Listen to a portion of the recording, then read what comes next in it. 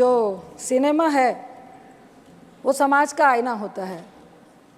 हम लोग बड़े हुए हैं सिनेमा देखकर और काफ़ी इन्फ्लुएंस करता है सिनेमा पिक्चर्स हमारी लाइफ में, खासकर युवाओं की लाइफ में। आजकल कुछ इस तरह की पिक्चरें आ रही हैं, अगर आप कबीर से शुरू करें, पुष्पा से शुरू करें, और अभी एक एनिमल पिक्चर चल रही है। मैं आपको कह नहीं पाऊँगी कि मेरे बेटी के साथ भी बहुत सारी बच्चियाँ थी जो कॉलेज में पढ़ती हैं, सेकेंड ईयर में पढ़ती हैं। आधी पिक्चर में उठ के रो के चली गई कि इतनी आखिर हिंसा और इतना वायलेंस और महिलाओं के साथ डिसरिस्पेक्ट को जस्टिफाई करना पिक्चरों के द्वारा, मुझे लगता है कबीर में जिस तरह वो अपनी वाइफ को ट्रीट करता है और इस मूवी में जिस तरह से वाइफ को ट्रीट करता है और लोग और समाज और पिक्चर भी उसको जस्टिफाई करते दिखा रही है, ये बहुत ही सोचनीय विषय है। दूसरा, युवाओं पे सभापति जी बहुत सारे ऐसे एग्जाम्पल्स हैं कि इन पिक्चरों का, इन वायलेंस का और गलत नेगेटिव रोल को हीरो की तरह पेश करने में हमारे आज के खासकर 11वीं और 12वीं के बच्चे इनको रोल मॉडल मानने लगे हैं। कई इस तरह की हिंसा हमें समाज में देखने को मिल रही है, जो एग्जाम्पल और जो उदाहरण वो पिक्चरों से लेकर आते हैं।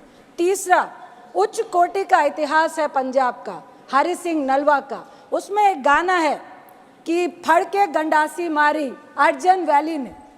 ये इतिहास को एक गैंगवार में, दो परिवारों की नफरत की लड़ाई में, जिसका बेटा अपने बाप के प्यार के लिए मरता हुआ या बिल्कुल उसके लिए, वो भी जस्टिफाई नहीं कर पाई है ये पिक्चर। और उसमें वो सरेआम हॉस्टल में, कॉलेज में, बिल्डिंग्स में बड़े बड़े हथियार लेकर मारता है और कोई कानून, कोई लॉ एंड ऑर्डर, उसको कोई सजा नहीं जाता है। ये भी हम पिक्चर में जस्टिफाई कर रहे हैं। जहाँ तक अर्जन वैली का सवाल है सभापति जी, हरि सिंह नलवा जो कमांडर इन चीफ थे सिख फौज के, जिन्होंने मुगलों के खिलाफ, जिन्होंने अंग्रेज़ों के खिलाफ उनकी बढ़ती हुई सत्ता को रोकने के लिए लड़ाई लड़ी थी, उनका बेटा था अर्जन सिंह नलवा, जो पाकिस्तान के गुजरात से, वो जब पूरा इंडिया हमारा एक साथ था और उन्होंने कई मुसलमानों को 1947 में बचाने का काम किया था।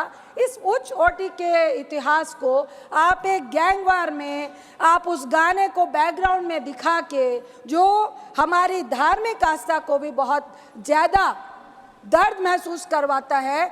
गुरु गोविंद सिंह जी जो सिखों के 10वें गुरु हैं, वो जब मुगलों से लड़ाई लड़ रहे थे, एक डाडी फोक होता है जिसके तहत आप एक फोक सॉन्ग के तहत अपनी फौज को जोश पैदा करते हैं। सर, मेरा एक ही सवाल है, 30 सेकंड माइक ऑन कीजिए प्लीज सर।